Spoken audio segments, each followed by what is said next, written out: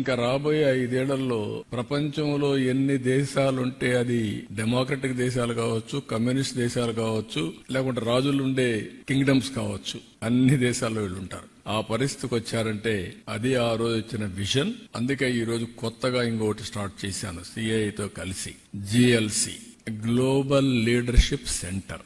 వీళ్ళందరికీ CII, IMD కూడా ముందుకు వచ్చారు. IMD సింగపూర్ లో best university in business school. వాళ్ళు వచ్చి ఒక కొలాబరేషన్ చేసుకుని అకాడమిక్ ఇన్స్టిట్యూషన్స్ అన్ని IMD తీసుకొస్తారు, వరల్డ్ బెస్ట్ ఇన్స్టిట్యూషన్స్ ని. సిఐఐ ప్రాతినిధ్యం వహిస్తారు. ఒక మేనేజ్మెంట్ కమిటీ ఒకటి పెడతాం. దీంట్లో టాప్ ఇండస్ట్రియలిస్టులు అందరినీ ఇన్వాల్వ్ చేస్తాం. మేనేజ్మెంట్ కమిటీలో కూడా గ్లోబల్ లీడర్స్ అందరినీ తీసుకుంటాం. Who are all willing to join, will take them. Global leaders ని, ఆంటర్ప్రెన్యూర్స్ ని ప్రమోట్ చేస్తాం. 2047 కి ఈ రోజు పర్ క్యాపిటా ఇన్కమ్ లో నెంబర్ 1 ఉన్నాం. ఆ రోజుకి వెల్త్ క్రియేషన్ లో, వెల్త్ లో మోస్ట్ ఇన్ఫ్లుయెన్షియల్ కమ్యూనిటీగా ఇండియన్స్ ఉంటారు. దాంట్లో 35% తెలుగు వాళ్ళు ఉంటారు. దట్ ఈస్ మై డిజైర్, నా కోరిక, నా ఆశయం. దానికోసం పనిచేస్తున్నాం. ఇవన్నీ సాధ్యమా అంటే మన కళ్ల ముందనే కనపడుస్తున్నాయి. Proof of concept.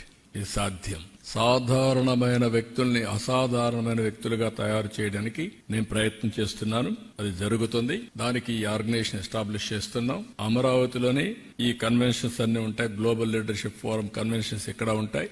Different countries లో చాప్టర్స్ ఉంటాయి. సిఐఏ కూడా ఇన్వాల్వ్ అవుతుంది. ఇద్దరు కలిసి దీన్ని ప్రమోట్ చేసి అటు కార్పొరేట్ గవర్నెన్స్, పబ్లిక్ గవర్నెన్స్ లో రాణించే విధంగా లీడర్షిప్ తయారు చేసి ఫ్యూచర్ ఛాలెంజెస్ ని సమర్థవంతంగా ఎదుర్కోవడానికి ఏ విధంగా తయారు చేయాలో ఆ విధంగా తయారు చేస్తాం. దీనివల్ల ప్రపంచానికి సర్వీస్ అందించడానికి భారతదేశం ఒక హబ్ గా తయారవుతుంది. మీరు ఈ విషయం గుర్తుపెట్టుకోవాలి. నేను అందుకే పదే చెప్తున్నాను, థింక్ గ్లోబలీ, యాక్ట్ గ్లోబలీ.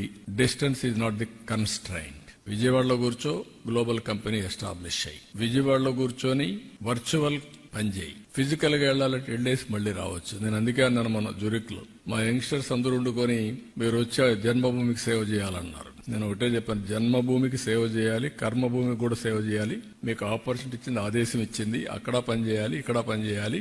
ఆదేశాలు మీరు రావద్దండి ఇక్కడికి, అక్కడే ఉండండి. Be a citizen.